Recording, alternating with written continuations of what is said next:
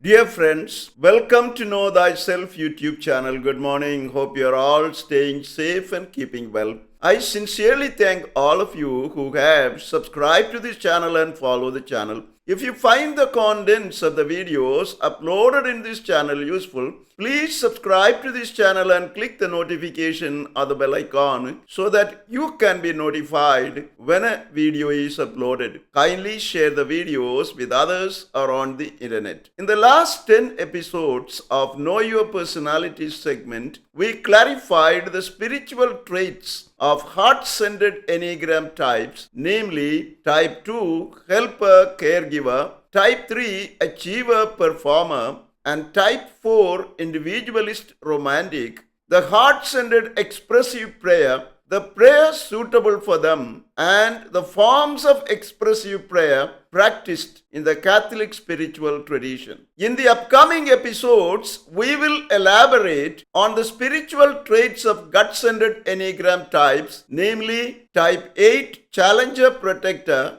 Type 9, peacemaker, mediator, and Type 1, reformer, perfectionist, the gut-centered prayer of quiet, the prayer suitable for them, and the prayer of quiet as practiced in the Catholic spiritual tradition. In this episode, we begin analyzing the spiritual traits of gut-centered Enneagram types, namely types 8, 9, and 1. Firstly, the gut-centered Enneagram types, challengers 8s, peacemakers 9s, and reformers 1s, are often referred to as the ship on the waves personalities of the Enneagram system. This is because these persons have an equally developed inner world and an outer world wherein they alternatively live. They are capable of moving from their inner world to their outer world quite instinctively. Because they have an equally developed inner and outer worlds, the gut-centered Enneagram types tend to get caught up in a struggle between their inner and outer worlds. They would know well the experience of St. Paul,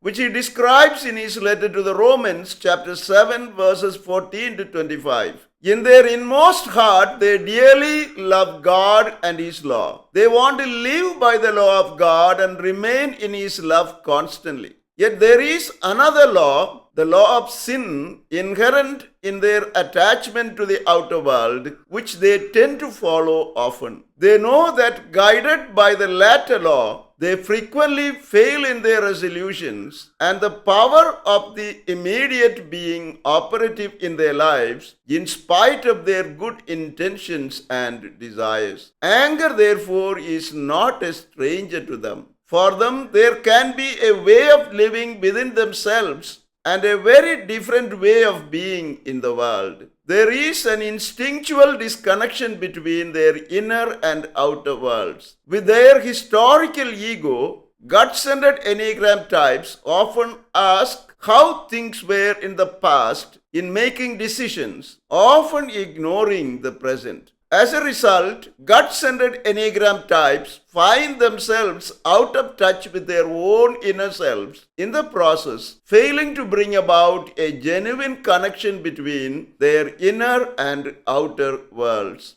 Secondly, the gut-centered Enneagram types display intense and quick energy. They react quickly to things and situations. Type 8 challengers out of motivation to control reality by power. Type 9 peacemakers by remaining settled and keeping themselves free from conflict. And Type 1 reformers by being right and making something right. Thus, persons belonging to the gut center are a high energy group. The powerfulness, passionate striving for maintaining their own rights and the rights of others, and the excitement of challengers type 8s display the calm, unflappable, composed, and undisturbable presence peacemakers type 9s manifest, and the relentless striving and trying harder for a world of truth, fairness, and moral perfection the reformers type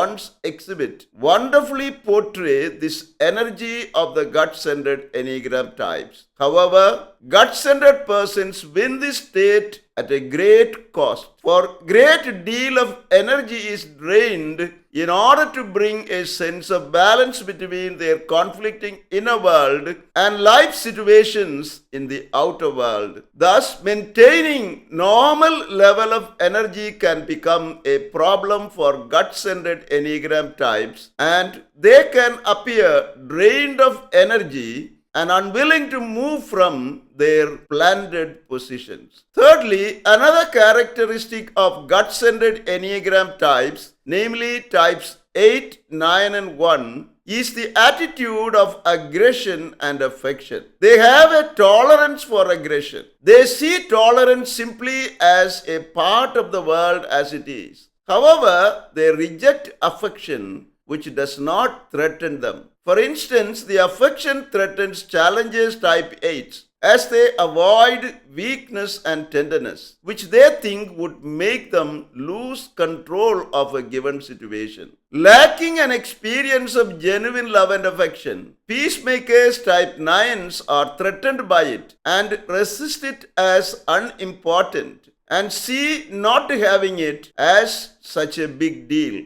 Reformers type 1s resist affection because they feel that they are never perfect enough to merit affection. Thus, gut-centered Enneagram types, while tolerating aggression, resist affection for their own personal reasons. Finally, anger is the emotion that is least controlled in the gut-centered Enneagram types. For instance, challengers type 8s express their anger easily and move on with life. Peacemakers type 9s often control anger and push it down as they want to avoid conflict and desire peace at all costs. However, when this practice of turning off anger no longer works, peacemakers can be forceful and even volatile. Of the three gut-centered Enneagram types, type 9s are the angriest persons. Reformers type 1s